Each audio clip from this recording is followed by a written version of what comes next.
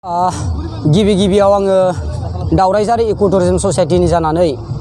आसाम आरो बिटिआरनि गुबुन गुबुन जायगानिफ्राय जाय सुबुं बिथांमोना लावखार ओंखाम जानो फैदों बिथांमोननिसिम आङो फैबाय थानाय 2021 गोदान बोसोरनि 22 गोदान बोसोरनि गाहाम हामलायनाय आरो गोसो गोरबोनि अननाय मोजां मोननाय आरो खुलुमनायखौ आङो जासिहरग्रोबाय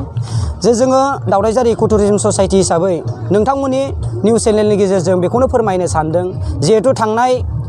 साननैसोनि सिगां बा दाख्लै जि माने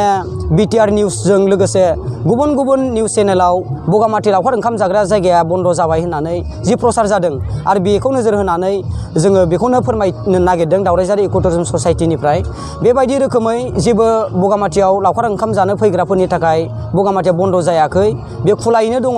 बाथ्राया जाहैबाय जाय 2006 मायथाइनिफ्राय बे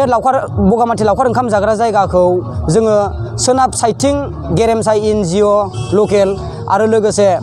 सानजा साइडथिं जोंहा दावरायझार इक' टुरिजम ससाइटिया सलायबोगासिनो दङ आरो बे रोखोमैनो देग्लायबो जोङो दावरायझार इक' टुरिजम ससाइटिया जे गुवाहाटीनिफ्राय इथिं गरायसर नावकाटा बाङालिपारा जानानै जे सानजा साइडथिं जाय जायगाथिं बुद्ध मन्दिर दङ बे बुद्ध मन्दिर बाथौ मन्दिर थानाय बे जायगाथिंनि जि दावरायझार इक' टुरिजम ससाइटि बे दावरायझार इक' टुरिजम ससाइटिनि गेजेराव जेबो दावराव दावसि जायाखै आरो जोंहा प्रकाशन लाइननिफ्राय गभर्नमेन्ट लाइननिफ्राय जि माने जोंनो पारमिसन होदों बे रोखोमैनो दाबो सोलिगासिनो दङ आरो इयुनावबो सोलिलांबाय थागोन। खिन्थु बाथ्राया जाहैबाय गेरेमसा NGOनि गेजेराव सोनाब आरो साहा साइडथिं दैमा बारनानै जि मोनसे लावखार ओंखाम जाग्रा जायगा दङ बेयाव गावसिनि जायगानिनो माखासे सेंग्राफोरजों माने फोथायलायनाय गैयैयाव माने गोदान मोनसे NGO जन्म जादों जेखाइ खना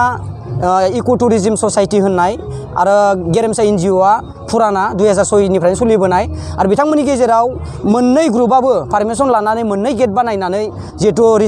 माने गेट पार्किं खालामनो नागिरदों गेट पास खालामनो नागिरदों बेवहाय माखासे दावराव दावसि जादों बुलायलायनाय जादों आरो बेखौ लानानै बिथांमोना जै दिनसिम माने मिलायनायाव फैया बै दिनसिम प्रकाशन लाइननिफ्राय बा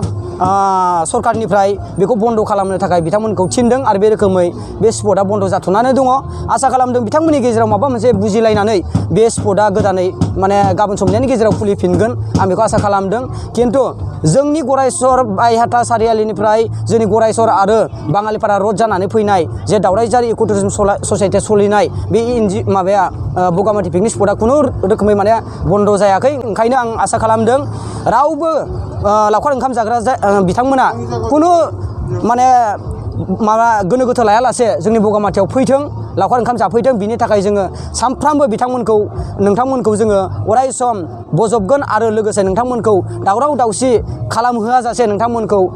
मिनि रंजायै जोङो बारहोहरनो जोङो दायथ' लादों आरो बेबायदिनो दायथ'खौ जोङो पालन खालामलांगोन। ओंखायनो जेबो सिन्था खालामनांगौ गैया। आं आसा खालामदों जिहेतु गभर्नमेन्टआ खानानै होनाय जोंहा ड्राइभारफोरनि आखायाव जाय लावखार ओंखाम जानो फैनाय सुबुंफोर बिथांमोननि गासै रिक्सानो ड्राइभारनि आखायाव थायो। ओंखायनो ड्राइभारफोरा फेग्लिनानै जाहाथे गारि सालायनायखौ बन्द खालामो जोंबो सरकारजों लोगोसे जोंबो दावरायझार इक' टुरिजम ससाइटिया बेखौ थोंजोङै जोङो गुरैयै माने खावलायहरदों जाहाथे गारिखौ माने जौ लोंनानै दा सालायथों बेखौ जोङो ड्राइभार बिथांमोनखौ जोङो गुरै खावलायहरदों। आसा खालामदों गुबुन बोसोरनि बायदि बे बोसोरावबो जोंनि बगामाथियाव लावखार ओंखाम जानो थाखाय गोबां माने लावखार ओंखाम जाग्राफोर फैगोन बेखौ जोङो गुरै मिजिंथिदों।